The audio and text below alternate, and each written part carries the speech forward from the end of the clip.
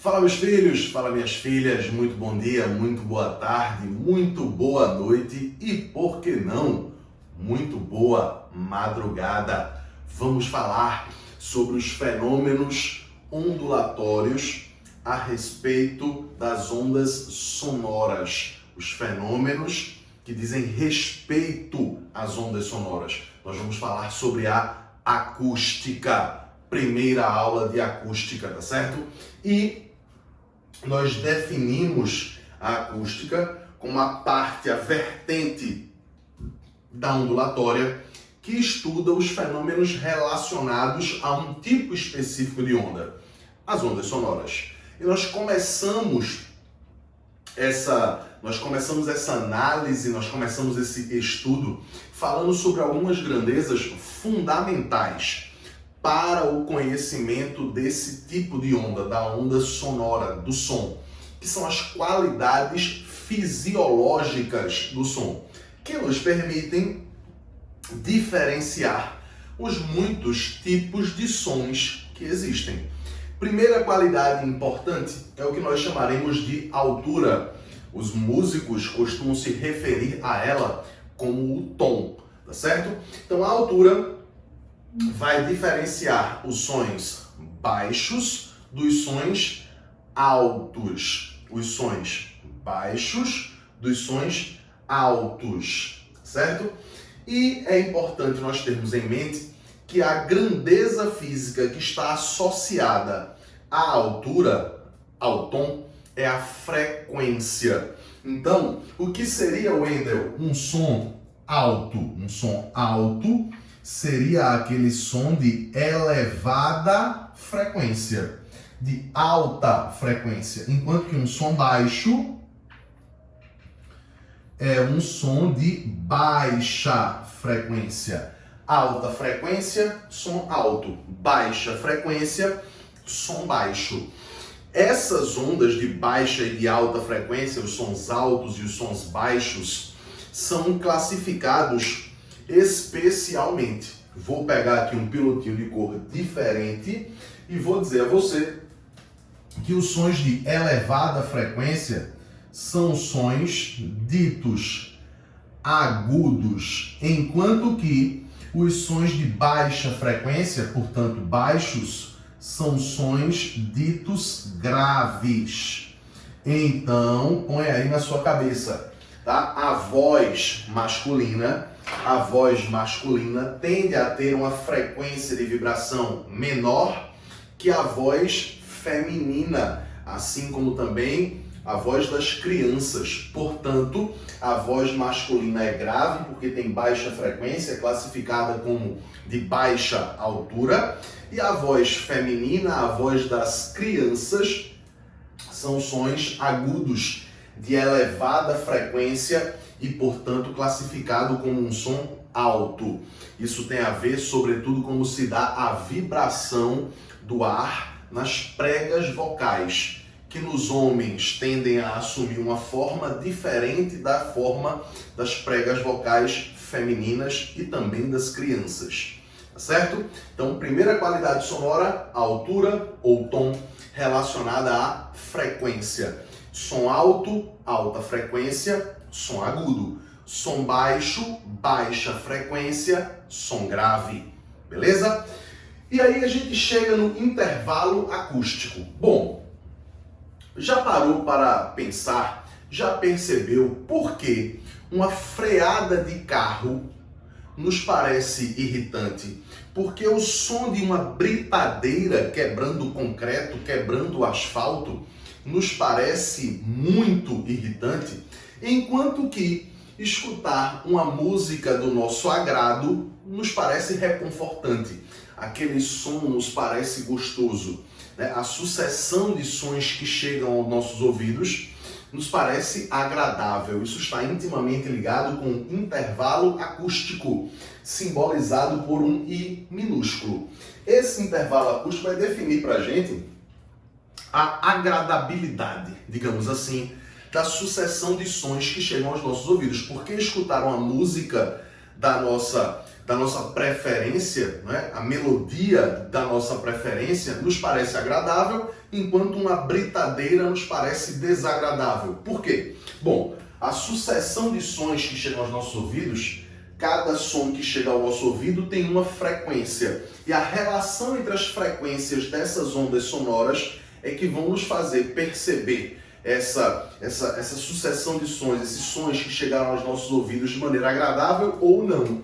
Dizemos então que o intervalo acústico é a razão entre as frequências de dois sons sucessivos que chegaram aos nossos ouvidos, F1 sobre F2, de modo que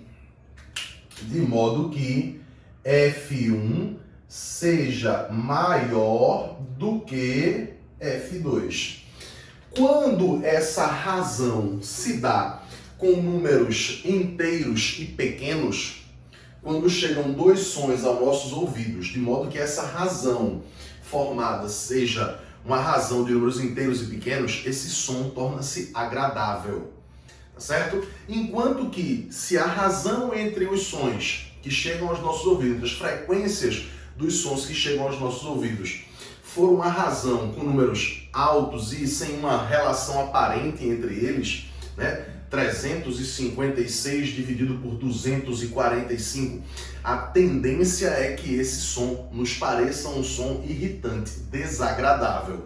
Tanto que os músicos, para algumas dessas razões entre as frequências dos muitos sons que existem, nomeiam elas. Por exemplo, o uníssono, que parece aos nossos ouvidos como um único som, é a razão entre sons de mesma frequência. Então, fez a razão entre as frequências de dois sons que chegaram aos nossos ouvidos e essa razão deu 1, nós identificamos com um único som, com uma única nota musical. Sacasse a ideia? Mas quando essa razão dá 2 sobre 1, essa razão dá 2 sobre 1, os músicos vão chamar de uma oitava. Quando essa razão dá 9 oitavos, os músicos vão chamar de tom maior. Certamente você já ouviu de alguma apresentação de um músico de sua preferência, o músico dizer Ré menor, Ré maior, Dó maior, Dó menor. Então existe a nota Dó e existe o maior e o menor, o que significa dizer que essa razão dessa nota maior em relação à anterior é de 9 oitavos. Há uma diferença entre elas. E se essa razão for de números que não guardam uma proporção de números pequenos inteiros, certamente esse som será um som desagradável aos seus ouvidos. Se uma melodia chega aos seus ouvidos com uma sucessão de sons de frequências que sejam de números inteiros e pequenos, que a razão seja de números inteiros e pequenos, som agradável, estou gostando de ouvir. Mas se essa razão for de números grandes, e por vezes números que não são inteiros, certamente esse som vai chegar aos seus ouvidos de maneira agressiva, de maneira que você não se sinta confortável escutando eles, beleza? Muito bem, seguimos a história para falarmos da intensidade. Vai distinguir sons fortes de sons fracos. É comum no cotidiano as pessoas confundirem no dia a dia a altura com intensidade. Quando você vai no volume do som e aumenta esse volume, as pessoas estão dizendo que o som está muito alto. Não é isso que elas dizem? Deveriam dizer algo mais relacionado à intensidade e também ao nível sonoro. A relação entre as alturas é somente em relação às frequências. A intensidade é o que vai medir a força do som. De modo que um som forte é aquele som de elevada amplitude. E um som fraco é um som de baixa amplitude.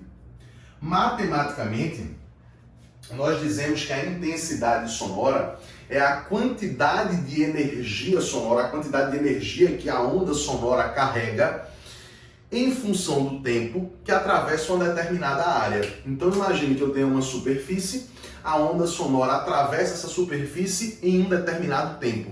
A quantidade de energia que essa onda sonora transportou através da superfície em um determinado tempo é o que define a sua intensidade. Quanto mais energia ela carregar em menos tempo, atravessando as superfícies, mais intensa ela é. Então, matematicamente, costumamos dizer que a intensidade é a quantidade de energia que atravessa uma área num determinado intervalo de tempo. Agora, preciso fazer uma ressalva. Cuidado para você não confundir este A que está aqui em cima, que revela a amplitude. Vou escrever isso aqui, ó.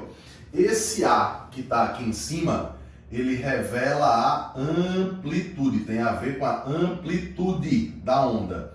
Enquanto esse A que apareceu aqui embaixo tem a ver com a área da superfície que a energia vai atravessar, beleza?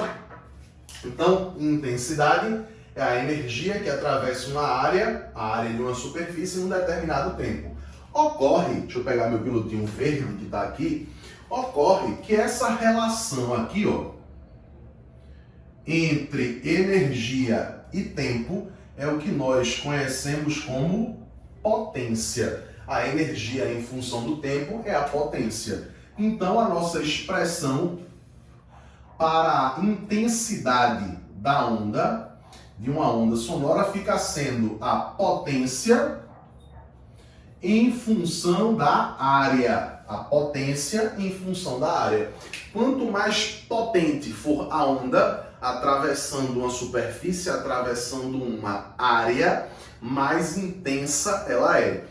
Ocorre, e tá aqui, olha, no se liga filhotinho, no se liga filhotinha, tá? Um modo carinhoso, como eu trato vocês, que as frentes de ondas sonoras são frentes esféricas.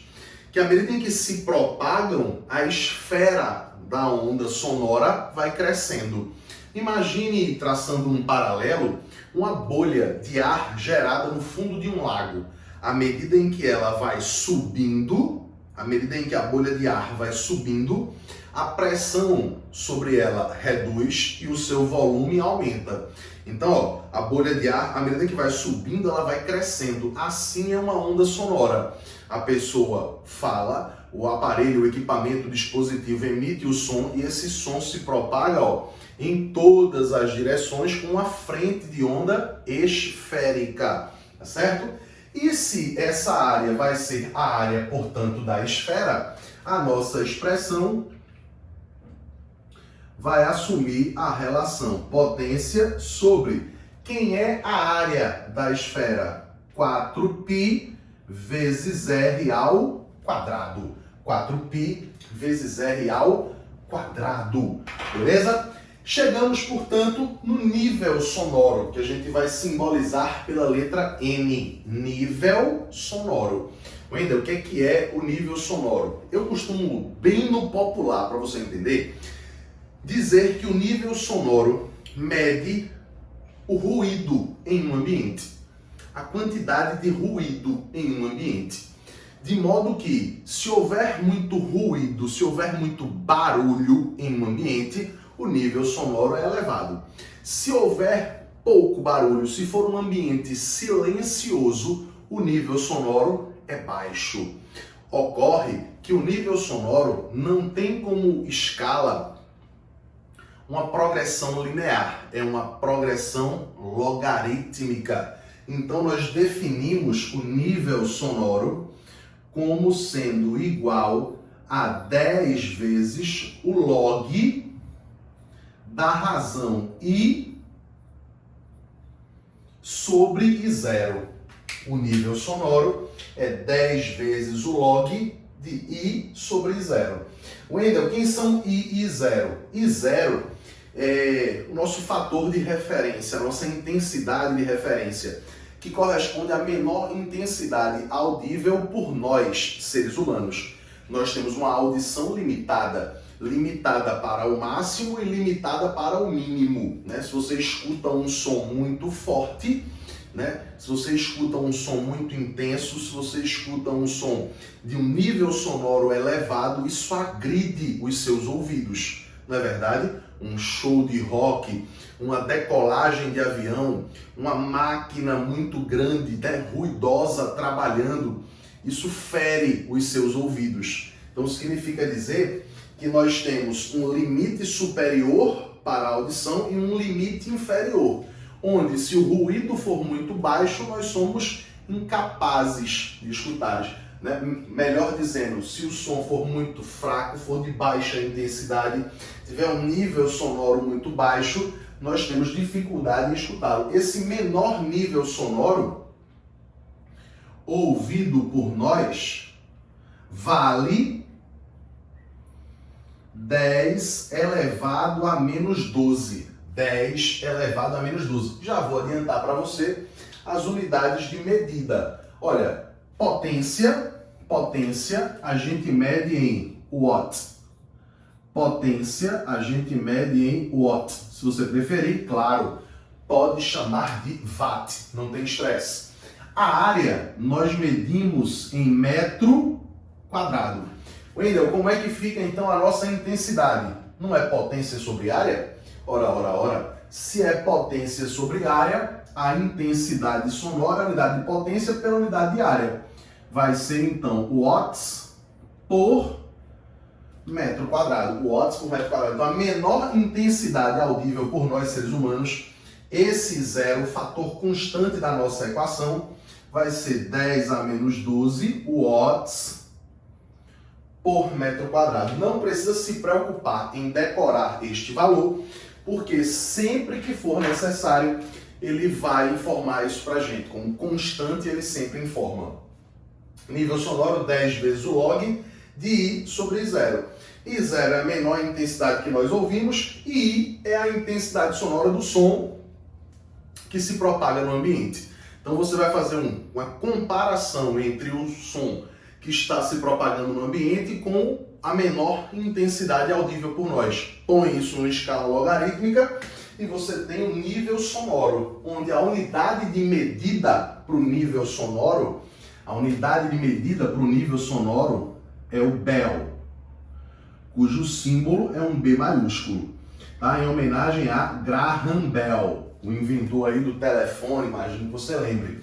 Ocorre que essa unidade de medida, Bell, ela não é, a unidade de medida do SI, ela não é a unidade de medida mais comum de se usar no cotidiano. Essa unidade é uma unidade usual. A unidade do cotidiano é o decibel, no plural, decibéis. Eu acho que você já ouviu esse termo em algum lugar, né? Olha, a partir das 10 horas da noite, só é permitido sons de tantos decibéis. Já ouviram falar nisso? Muito bem. Então, ó, nível sonoro é medido no SI em Bell, mas a maior parte das questões vão trabalhar em decibéis. Pela própria etimologia da palavra, decibel é a 10ª parte do Bell. Então significa dizer que de Bell para decibel a gente multiplica por 10 e no caminho oposto vai dividir esse cara por 10. Observe uma coisa importante, ó. De Bell para decibel eu não multiplico por 10? O meu nível sonoro na sua equação não já está multiplicado por 10? Está, Wendel. Então pronto, resolvido. Você já está, ó, multiplicando por 10. Já está na equação multiplicando por 10. Então significa dizer que na sua equação de nível sonoro com esse 10 aqui na frente, você já estará calculando o nível sonoro em decibéis, na unidade de medida usual, mais corriqueira nas questões. E por último, nós vamos ter o timbre, que é a característica da onda sonora que nos permite identificar a fonte. Ela diferencia sons de mesma altura, de mesmo tom, de mesma intensidade, mas que foram emitidas por fontes diferentes. Ora, quando você está em casa e seu pai, por exemplo, chama seu nome, antes mesmo de você se virar, você já sabe que foi o seu pai que chamou. Se for a sua mãe que lhe chama, você, antes mesmo de se virar, já sabe que foi a sua mãe que lhe chamou, porque você reconhece o timbre de voz. Esse timbre de voz está intimamente relacionada à forma da onda sonora produzida pela fonte.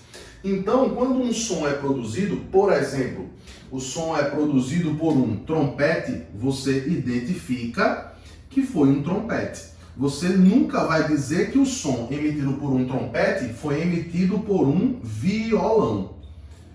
Você jamais vai confundir o som de um trompete com o som de um violão. Nem tampouco vai confundir o som de um violão com, por exemplo, o som de um saxofone.